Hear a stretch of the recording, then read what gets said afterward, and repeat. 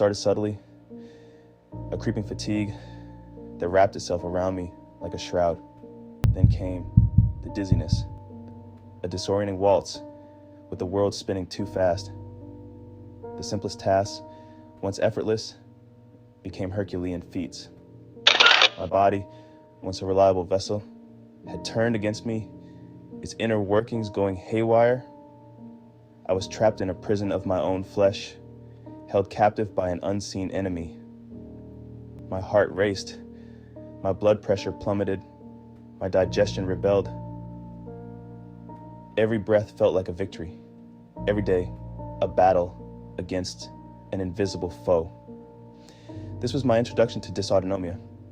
This wasn't a case of a simple cold or a passing flu. This was different. This was a betrayal from within, a mutiny of my own nervous system.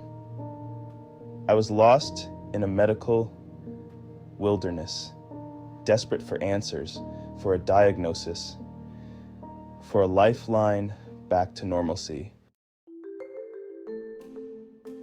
Dysautonomia.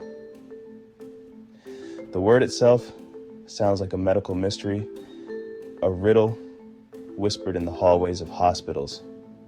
Simply put, it's a malfunction of the autonomic nervous system, the silent conductor of our bodies. This intricate network controls the functions we rarely think about. Heart rate, blood pressure, digestion, temperature regulation, and more. When this system goes awry, it's like a conductor who has lost control of their orchestra.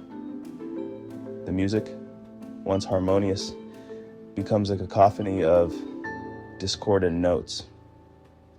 There are many forms of dysautonomia, each with its own unique set of challenges. One of the most common forms is postural orthostatic tachycardia syndrome, or POTS. With POTS, standing up triggers a cascade of symptoms: a rapid heartbeat, dizziness, lightheadedness, and even fainting. For those living with POTS, the simple act of standing can become a daunting, even dangerous endeavor. The causes of dysautonomia are as varied and complex as the condition itself. Sometimes it arises from an autoimmune disease, where the body mistakenly attacks its own nervous system. In other cases, it can be triggered by a virus, an injury, or even genetics.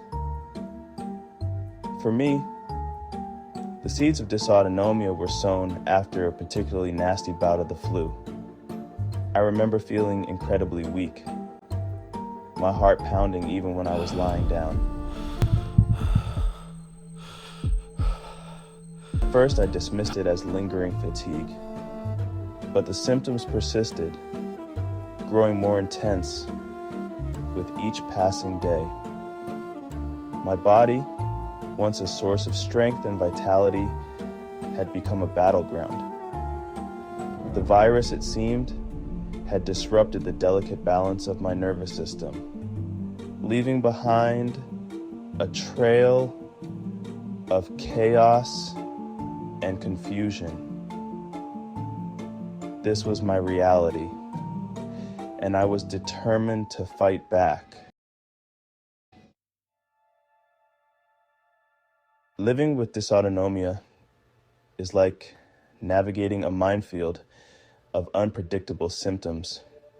One day, you might feel almost normal, able to tackle your daily routine with relative ease.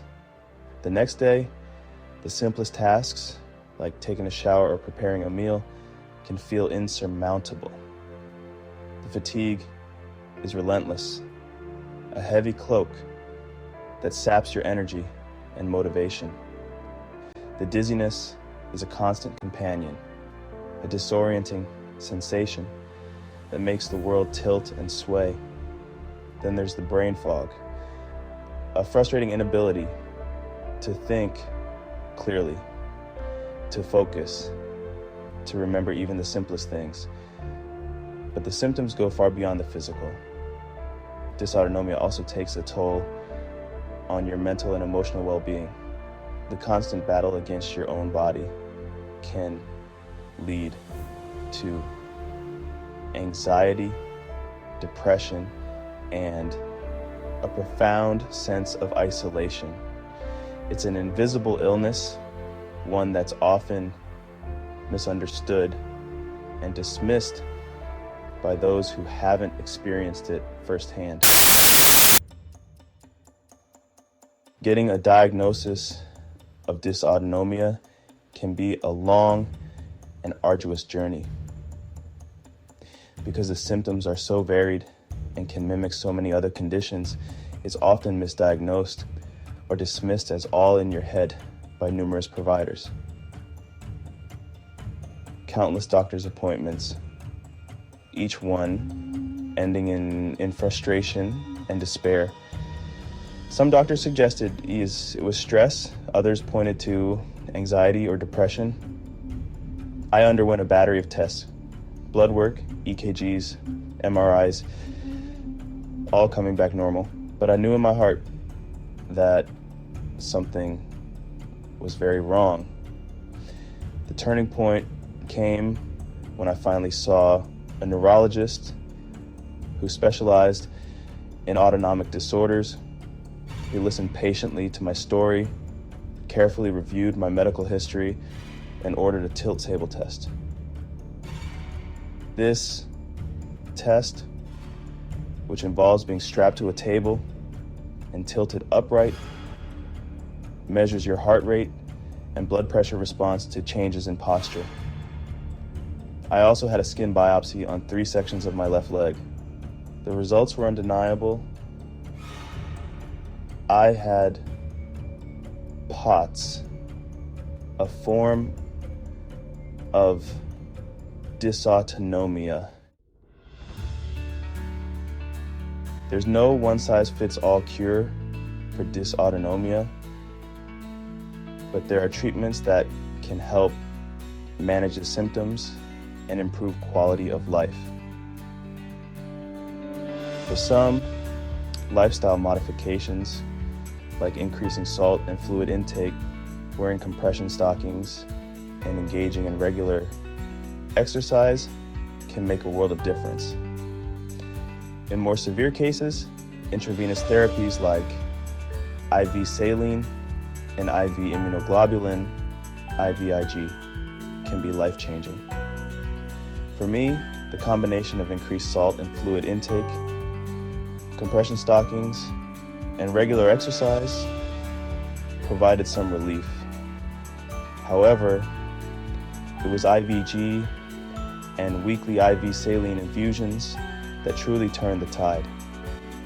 This treatment, which involves receiving infusions of antibodies, helped to calm my overactive immune system and reduce my symptoms significantly.